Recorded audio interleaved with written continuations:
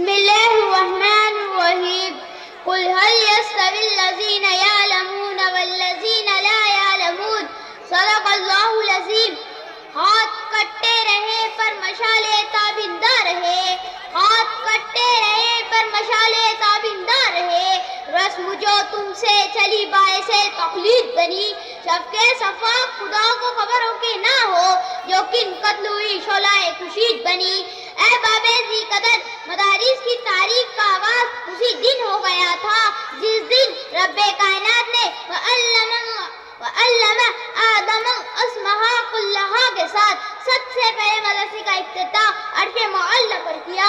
پھر انسان زمین پر آیا تو مدرسہ ساتھ لے کر آیا. وقت گزرتا گیا، درس و مدرسہ قائم رہا، حتیٰ کہ وادی مکہ میں قصر نبوت کی تکمیل کا وقت آ گیا اور مدرسہ عروج پر پہنچ گیا. کائنات کے سردار کو سب سے پہلا سبق غار ہرا میں پڑھایا.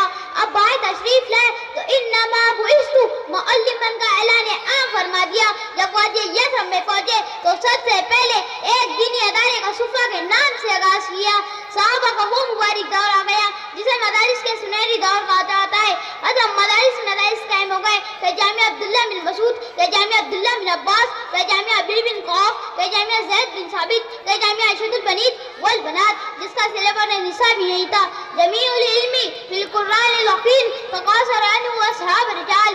سامعین باوقار تاریخ کے سنہری اور آپ شاہد ہیں صحابہ کے دور میں مدارس نے ایسے سماجی، سیاسی اور دفاعی ماہرین تیار کیے، ایسے ورکر اور کارکن تیار ہوئے. چشم فلک نے ان سے بہتر سائنسدان دیکھے تھے، نہ طبی حکمران دیکھے تھے، نہ تاجر مزدور دیکھے، نہ سپاہی جرنیل دیکھے، جن کی ثقافتوں کے سامنے دنیا کی تمام ثقافتیں دم توڑ گئی. انہی مدارس کے علماء اور فضلاء تھے جو احد کے میدان میں اترے تو اپنی انفرادیت دکھائی، جب تاریخ کا رخ کیا تو اپنی پھٹی ثابت کی، جب تاریخ کے سیاست کے میدان میں گئے تو اپنے امتیازات کے جھنڈے گاڑ دیے.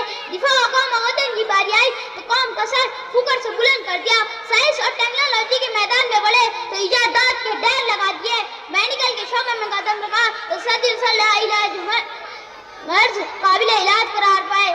سامعین دیشان، میں ان مدارس کی بات کر رہا ہوں جو نہ صرف دین اسلام کے محافظ بنے بلکہ ملک و قوم کے لیے بھی اپنی جان نثار کر دی. اس خطے کا بچہ جانتا ہے کہ جیلوں میں سڑنے والے، زندانوں کو آباد کرنے والے، جیلوں سے جنازے اٹھانے والے، ماٹا اور گالا جیسی ہیبتناک جیلوں میں راتیں کاٹنے والے مولانا محمود حسن دارالعلوم دیوبند کی فرزند تھے. تم کیوں بھول جاتے ہو؟ انگریز کی عدالت میں کفن ساتھ لانے والے مولانا احمد مدنی دارالعلوم دیوبند کی ثبوت تھے.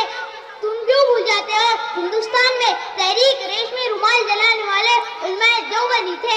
تم کیوں بھول جاتے ہو؟ فتنہ قادیانیت کا سب سے پہلے مقابلہ کرنے والے انہی مدارس کے علماء اور فضلاء تھے. اور آج بھی، کل بھی، جب بھی ہندوستان کو حفاظت کی ضرورت تھی یہی علماء اکرام آگے آئے انشاءاللہ. وہ آری گاؤں میں کم ہمت جو ظلم تشدد سہ نہ سکے، شمشیر و سنا کے ادارے پر بات صداقت کہہ نہ سکے. یہ چشم فلک نے دیکھا ہے جو طاقت میں ان سے بڑھ کر تھے توحید کا یکسو کا اٹھام پھر مد مقابل رہ نہ سکے. وما علینا الا البلاغ المبین. السلام علیکم ورحمۃ اللہ وبرکاتہ. ماشاء اللہ، وعلیکم السلام ورحمۃ